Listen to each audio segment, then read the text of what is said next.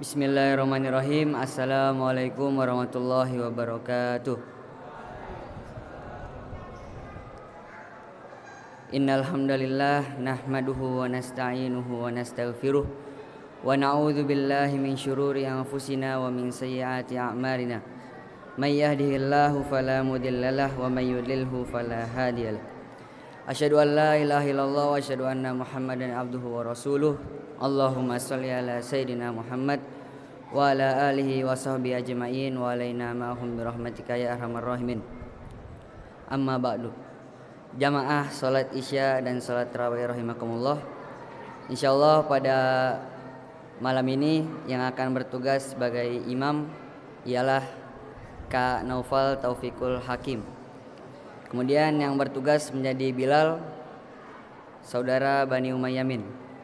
Kemudian yang bertugas sebagai penceramah ialah Ustadz Ipik Ernaka M.Hum. Sekilas tentang biodata beliau lahir di Kuningan pada tanggal 6 Desember 1974 yang pada saat ini bertempat tinggal di Bogor. Kemudian tema yang akan disampaikan pada kesempatan malam ini yaitu tentang doa. Mungkin cukup sekian. Wabillahi taufiq wal hidayah. Wassalamualaikum warahmatullahi wabarakatuh. Kepada Ustadz Ipik, waktu dan tempat kami persilakan.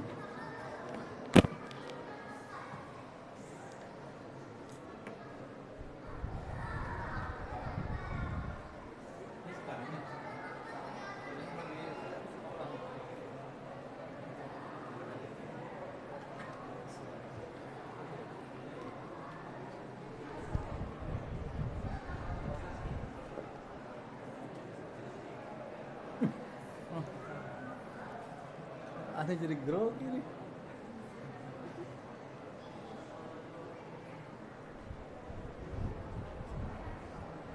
Bismillahirrahmanirrahim. Assalamualaikum warahmatullahi wabarakatuh. Alhamdulillah wassalatu wassalamu ala Rasulillah.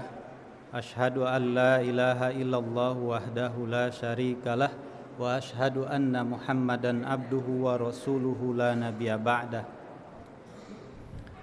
Allahumma salli wa sallim wa barik ala habibina wa syafiina wa karimina wa dukhrina wa maulana Muhammad wa ala alihi wa ashabihi wa man tabi'ahum bi ihsanin ila yaumiddin. A'udzu billahi minasy syaithanir rajim. Bismillahirrahmanirrahim. Wa ma khalaqtul jinna wal insa illa liya'budun. Alhamdulillah hari ini saya ditakdirkan Allah bisa bertemu antum semuanya dalam kondisi yang berbeda. Biasanya saya hanya ketemu dengan kelas IPS di kelas atau di Zoom. Ketemu kelas IPA-nya pas sedang intensif beberapa orang saja. Hari ini alhamdulillah rezeki yang luar biasa buat saya bisa ketemu antum semuanya IPA dan IPS. Mudah-mudahan ini menjadi keberkahan tersendiri buat saya khususnya dan mudah-mudahan juga bisa melimpah keberkahannya buat kita semuanya. Pertama yang ingin saya sampaikan setelah hamdalah adalah sholawat.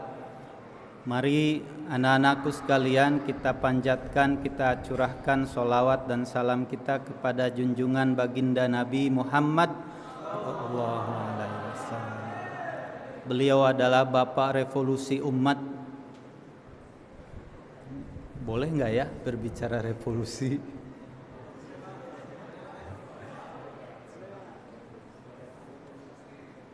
Yang merubah dari zaman kegelapan sampai zaman terang benderang, dari masa dark age menjadi enlightenment, Aufklärung, Renaissance dalam dunia Islam khususnya dan membawa perubahan ke dunia pada umumnya.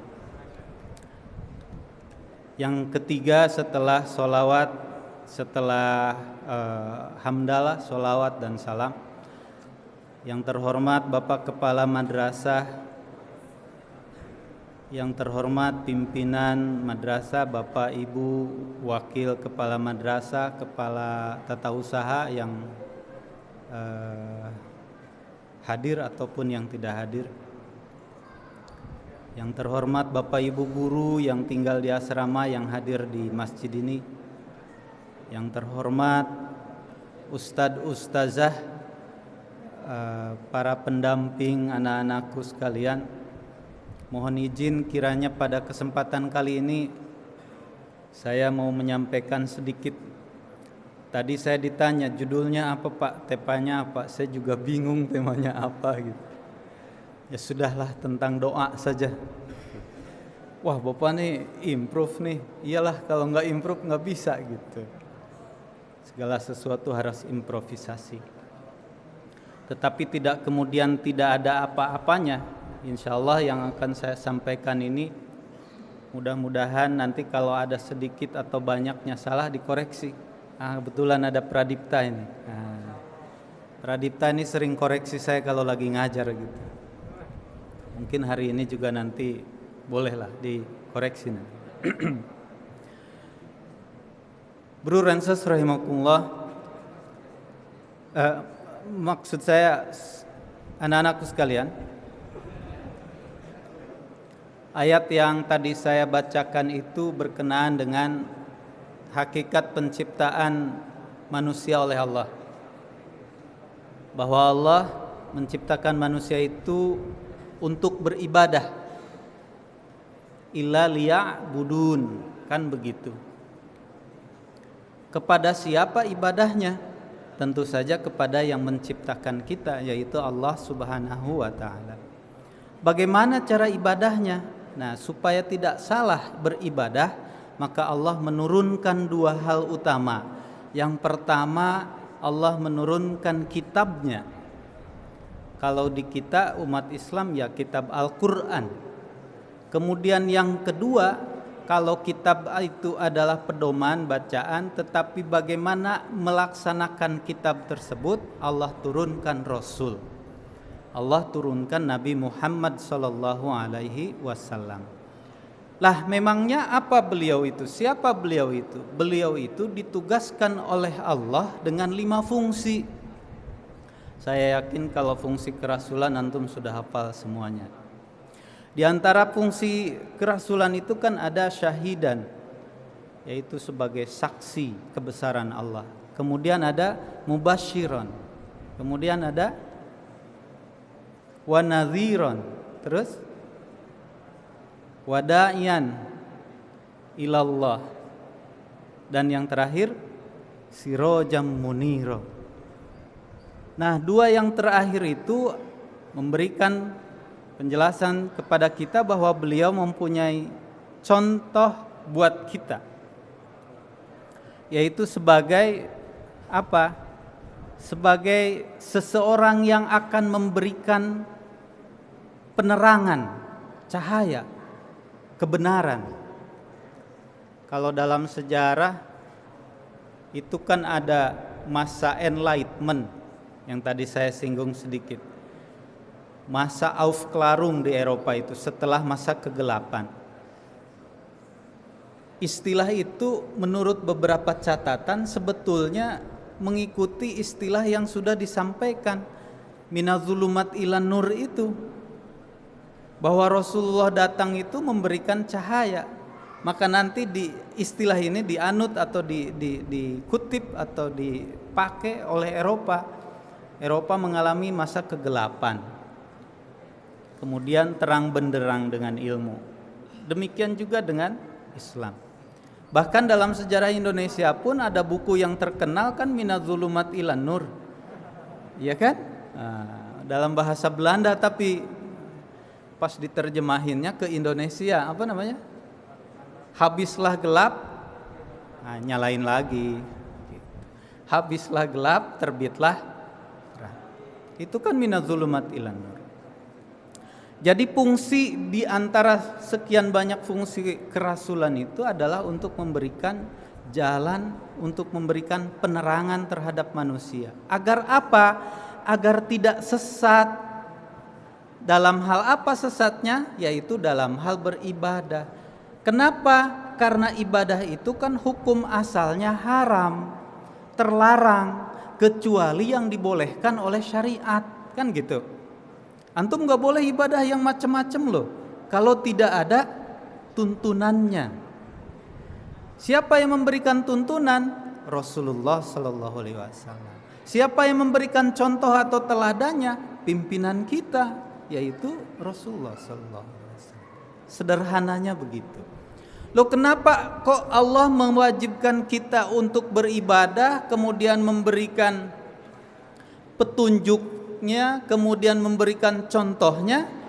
Tujuannya adalah supaya kita kembali kepada Allah dalam kondisi yang sama ketika kita diturunkan ke bumi, yaitu dalam keadaan suci.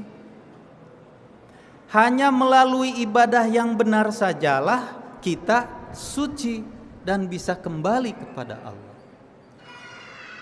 Inna lillahi wa inna ilaihi raji'un. Jadi jangan sampai tersesat. Nyangkut kemana itu? Ini bahaya. Maka subhanallah, Allah memberikan sedemikian rupa tugas, tetapi juga Allah memberikan pedomannya dan Allah memberikan contohnya. Dari mana kita bisa mengetahui itu semuanya? Catatannya adalah dari saya belajar dari sejarah. Gitu. Ini bukan promosi, bukan. Tapi memang benar. Memang benar. Kalau Anda benci sejarah, maka Anda tidak akan kenal Nabi Muhammad. Tapi Anda jago membicarakan Nabi Muhammad, sesungguhnya Anda sedang dan jatuh cinta terhadap sejarah. Kan gitu. Makanya belajar sejarah ya sama saya. Demikian. Jadi Allah memberikan tugas kepada kita beribadah dengan baik dan benar supaya kita bisa kembali. Bro Renses rahimakumullah, bagaimana supaya itu kita bisa suci? Maka salah satu di antaranya ada dua ibadah yang sangat penting. Yang pertama adalah ibadah sholat. Nah, Bro Renses rahimakumullah, yuk kita perhatikan lagi sholat kita dengan baik, dengan seksama. Sholat kita tidak akan diterima apabila wudhu kita enggak baik. Nah, jadi wudhunya yang baik. Hari wudhu, kalau wudhu jangan buru-buru, jangan main-main, main air, lagi wudhu malah ngobrol sana, ngobrol sini, balik lagi. Tadi udah sampai mana ya? Nah, itu. Dari sisi itunya saja kita perlu koreksi. Kenapa kok sholat menjadi sangat amat penting sekali? Tidak ada kewajiban ibadah yang bisa diganti selain sholat. Kita sakit, wajib sholat. Kita lupa, wajib diganti sholatnya.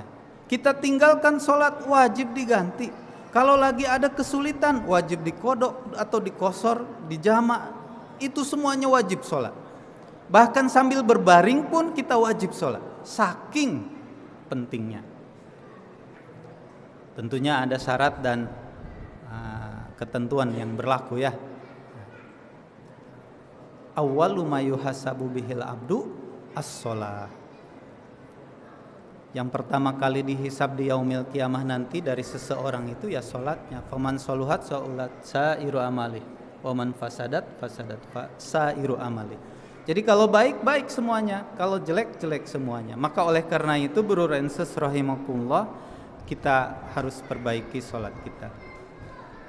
Sholat kenapa dikatakan sangat baik? Karena kalau kita cermati bacaan kita sebelum setelah salam dan sebelum salam itu ada kata lillahi, semuanya diperuntukkan untuk Allah. Ketika iftitah, inna sholati wa nusuki wa mahyaya wa mamati lillah. Ketika tahiyat sebelum salam kita juga bilang lagi at-tahiyatul mubarakatuh sholawatut thayyibatu lillah. Jadi hidup kita itu lillah seharusnya. Demikian. Maka inilah titik pentingnya sholat.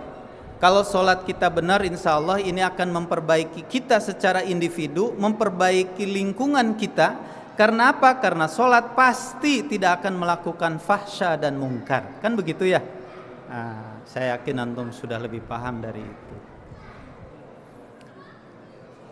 Itu yang pertama. Yang kedua, ada ibadah yang sangat dianjurkan dan kalau bisa tidak dimain-mainkan begitu. Dan ini sangat personal sekali ibadahnya. Apa itu? Apa yang kita lakukan di bulan ini, yaitu ibadah puasa. Puasa itu ibadah yang sangat personal. Tidak ada orang yang tahu kalau kita kumur-kumur pas sholat itu ada yang kita telan dengan sengaja. Tidak ada yang tahu. Wah, kumur-kumurnya mantep banget dah gitu. Iya, ada yang ditelan. Tapi kita nggak boleh nuduh toh. Maka oleh karena itu ibadah puasa sangat personal. Tujuannya apa puasa itu? Untuk membersihkan diri kita, jiwa kita. Orang yang bersih lagi-lagi tujuannya tadi suci. Pak, emang yang namanya puasa itu hanya kita saja? Tidak. Dalam surah Al-Baqarah ayat 183 sampai 187 itu diceritakan atau disampaikan berkenaan dengan puasa. Bahwa puasa dalam ayat 183 itu diwajibkan juga kepada umat sebelumnya. Umat Yahudi misalnya itu diwajibkan puasa 40 hari. Kita cuma 30 hari, kadang 29. Umat Kristen juga sama diwajibkan berpuasa. Walaupun kemudian syariat itu sudah dihilangkan. Jadi luar biasa, Bro Renses rahimahullah. Nah, puasa yang diwajibkan kepada kita itu adalah puasa bulan Ramadan. Puasa bulan Ramadan. Dalam ayat yang tadi saya sampaikan, yaitu ayat 183 sampai 187, buat saya nih khususnya, ada yang menyentuh sekali, yaitu yang berkenaan dengan wa idza sa'alaka ibadi anni fa inni. Jadi ketika kita berpuasa, kita dianjurkan untuk menyadari kehadiran Allah di sisi kita, kiri, kanan, depan, belakang. Kita diwajibkan amanah dengan tugas puasa itu. Orang yang ingat kalau Allah itu sangat amat dekat dengan kita, puasanya juga udah pasti gak bakalan tadi kumur-kumur sambil nelen begitu, gak bakalan. Kenapa? Ya tadi Allah sangat menyaksikan, lebih dekat dari ulat leher kita, sangat amat dekat. Dan ujibu da'wati, kita diperintahkan oleh Allah untuk berdoa. Saya pernah mengikuti ESQ, mungkin antum juga banyak yang sudah ikut ESQ. Yang diinginkan dari pelatihan itu adalah kita kembali lagi ke titik nol katanya, kan gitu ya. Nah, supaya kita bisa berkomunikasi dengan Tuhan. Kalau dalam konsep ini kita itu kembali kepada kesucian. Orang kalau sudah suci maka teramat sangat dengan Tuhan. Kenapa kok dekat? Karena Tuhan Maha Suci yang hanya bisa didekati oleh orang yang suci. Jadi ini sungguh luar biasa. Allah tidak membebani kita dengan hal yang tidak bisa dilakukan. Karena apa? Karena puasa ini diwajibkan dari umat terdahulu sampai sekarang, sampai hari esok kelak, puasa tetap diwajibkan kepada umat. Untuk apa? Supaya mensucikan diri. Kalau sudah suci, tadi kita bisa kembali lagi kepada suci. Kan ada cerita tuh, katanya orang yang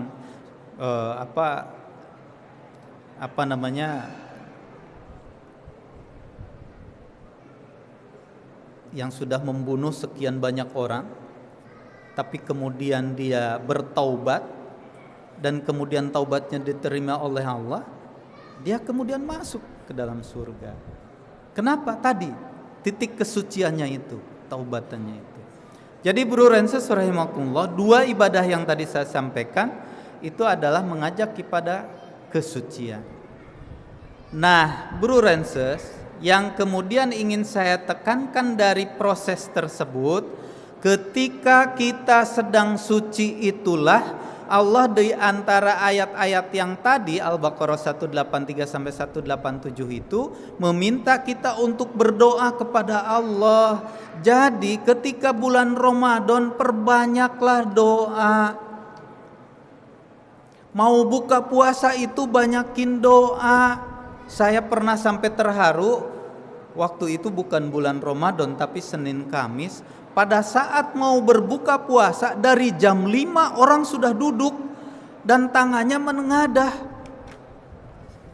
Doa, apa yang dibaca doa selama itu? Pikir saya pada saat itu belum mendapatkan pencerahan, belum dapat enlightenment, belum dapat renaissance begitu ya. Subhanallah, ternyata orang yang cerdas dalam beragama memanfaatkan momen menjelang buka puasa. Kan katanya ini adalah waktu yang mustajabah ya, menjelang buka. Dan yang berikutnya ada hadis Rasulullah bahwa doa yang dikabul atau yang tidak tertolak diantaranya ada 3 kondisi. 1, imam atau pemimpin yang adil. 2, orang yang sedang berpuasa. Yang ketiganya adalah orang yang dizalimi. Maka kita mendapatkan 2 posisi. 1, bulan Ramadan. 2, menjelang berbuka. Oh ini dia. Maka sejak saat itu, sejak mendapatkan pencerahan itu, sebelum berbuka puasa itu sudah gak ngurusin apa-apa.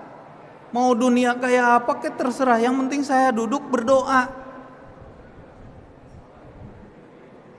Ada yang membicarakan dunia, membicarakan ilmu, membicarakan apa. Saya sudah tidak lagi akhirnya. Sudah berdoa saja. Sebisa-bisanya. Doanya apa? Wallahu alam. Yang pengen ada di hati saya sampaikan. Kan begitu. Wah ini doanya disebutin semua. Ya sudah gak apa-apa.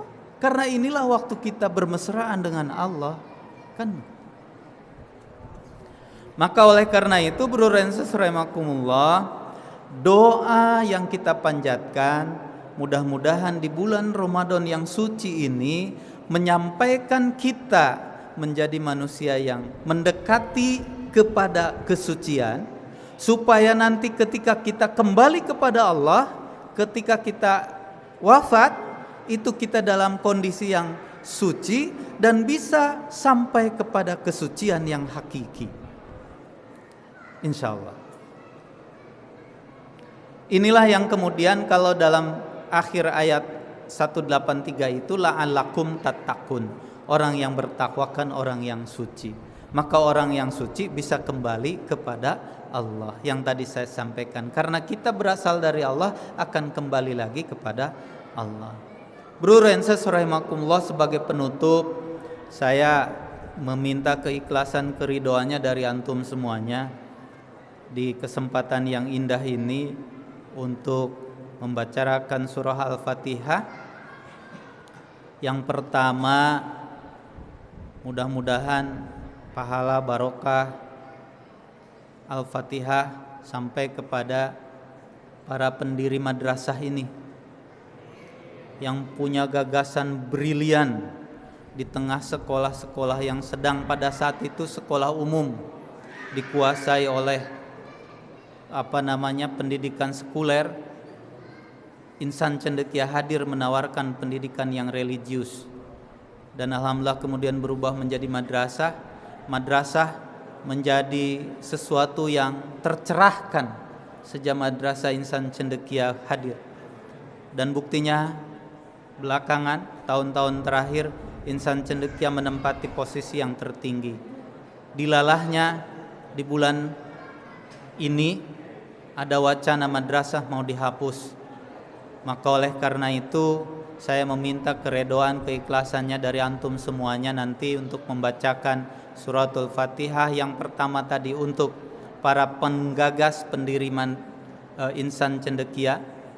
Yang kedua, saya mohon juga keikhlasannya bacaan ini kita niatkan kita fokuskan, kita tujukan kepada para guru-guru kita, guru-guru insan cendekia, para pegawai insan cendekia yang ikhlas ridho membangun banting tulang untuk bisa operasionalnya madrasah ini. Kemudian juga kita doakan mudah-mudahan kita dianugerahkan pimpinan yang amanah, pimpinan yang mempunyai empati kepada kita semuanya, dan juga mudah-mudahan kita dikaruniai pimpinan dalam skala kecil, skala besar yang memikirkan kesejahteraan umatnya.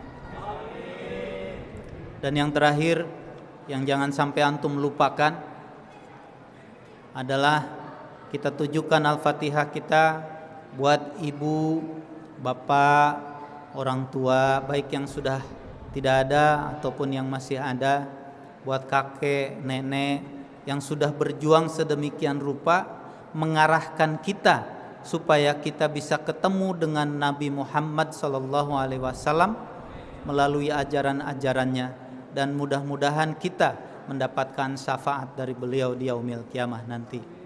Ala hadihin niyah wa kullu niyatin sholihah. Al-Fatihah. A'udzubillahi minasyaitonirrajim. Bismillahirrahmanirrahim. Alhamdulillahirabbil alamin arrahmanir rahim maliki yaumiddin. Iyyaka na'budu wa iyyaka nasta'in. Ihdinas siratal mustaqim. Siratal ladzina an'amta 'alaihim ghairil maghdubi 'alaihim waladdallin. Amin. Mohon maaf kalau ada atau mungkin bahkan banyak salah-salah kata. Mohon maaf Bapak Ibu guru ilmunya nyanggakeun sakieu-kieuna.